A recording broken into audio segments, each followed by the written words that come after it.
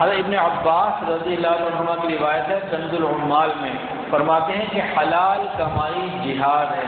اور واقعتاً آج کے زمانے میں تو یہ بہت بڑا جہاد ہے کہ حلال تک اپنے آپ کو محدود رکھنا، اس کے لیے بڑی محنت کی ضرورت ہے۔ قرآن مجید میں اللہ فرماتے ہیں یا ایھا الذین آمنوا لا تأکلوا اموالکم بینکم بالباطل، کہ تم اموال کو غلط طریقے سے حاصل نہ کرو، کہ تجارت اللہ تعالیٰ کے دیے ہوئے انعامات میں سے ہے، تو اس سے حلال کے ذریعے سچائی اور بھلائی کے ذریعے سے حلال کو تلاش کرو۔ ابو ہریرہ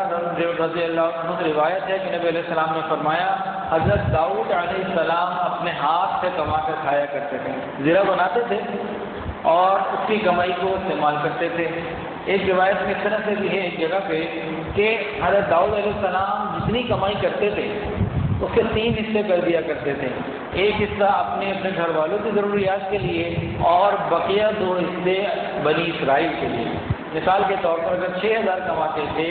تو 2000 اپنے لیے، 4000 بنی اسرائیل کے فقراء کے لیے۔ آپ کی ترتیب یہ تھی۔ بہرحال اس حدیث سے مقصد یہ نکالا گیا کہ ملازمت سے بہتر ہے کہ انسان اپنے ہاتھ سے کوئی کام کرے، اور نبی علیہ السلام نے فرمایا اس سے بہتر کسی نے نہیں کمایا کھایا جس نے اپنے ہاتھ کی کمائی سے کھایا۔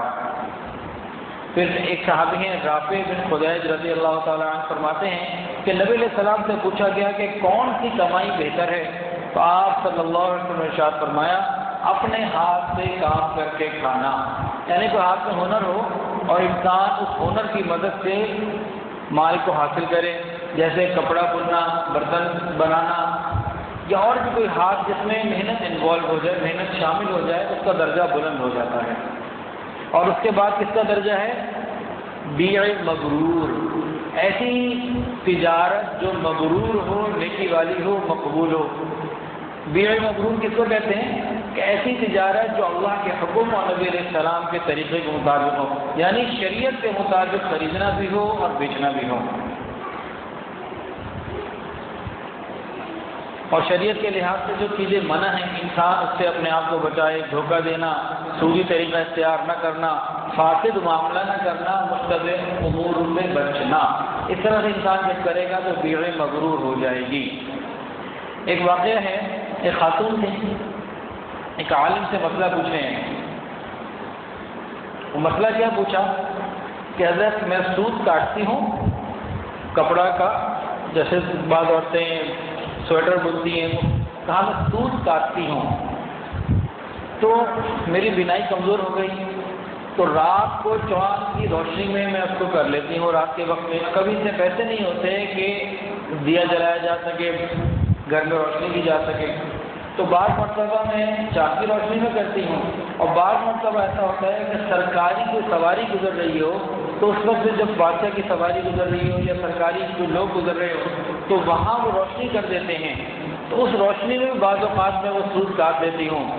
کیا اس روشنی کا استعمال کرنا میرے لیے جائز ہے؟ چاند کی اس روشنی تو چلو سب کے لیے ٹھیک ہے، لیکن یہ سرکاری روشنی، کیونکہ عام طور سے سرکاری مال میں ظلم کا مال شامل ہوتا ہے، تو کیا میرے لیے وہ روشنی استعمال کرنا جائز ہے؟ تو فتویٰ دینے والے جو تھے نا، انہوں نے کہا تیرے لیے جائز نہیں، تو اتنی کمائی صدقہ کر دیا کرو۔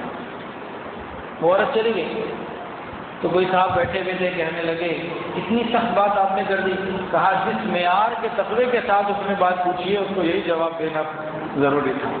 کہ ایک زمانہ تھا عورتیں بھی خدا خوفی کے ساتھ ہوتی تھیں کہ ہمیں اپنے کمائی کو حلال کرنا ہے، اولاد کو حلال کھلانا ہے تاکہ وہ پاک دامنی کی زندگی گزاریں۔ جب ہم حرام کھائیں گے، جب اور جہاں ہم حرام کھائیں گے اور کھلائیں گے، اولاد نے بے حیائی کر کے دکھانی،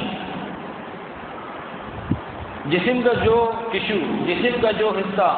حرام کمائی سے بنے گا وہ حرام کے بغیر رہ نہیں سکتا۔